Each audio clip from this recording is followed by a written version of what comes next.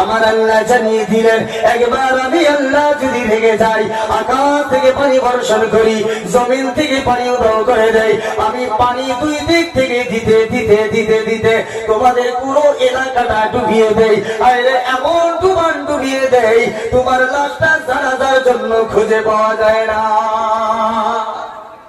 এমন পানির খবর পাওয়া যায় কি যায় না? বলে আওয়াজ নিয়ে পাওয়া যায় কি যায় না? তাহলে বলুন, কেউ থামাতে পারবে? হিম্মত আছে কারো? আওয়াজ নিয়ে মনে হয় কেউ পারবে। আছে হিম্মত? কারা কারা বলছেন হিম্মত নাই? দু হাত উঁচু করে দেখাই, কার কার হিম্মত নাই? কার হিম্মত নাই? আমি বলছি আছে, এই মজমাতে আছে। অবশ্যই আল্লাহর বৃষ্টি থামিয়ে দিবে, আল্লাহর পাথরের ঝাঁপ বন্ধ করে দেবে।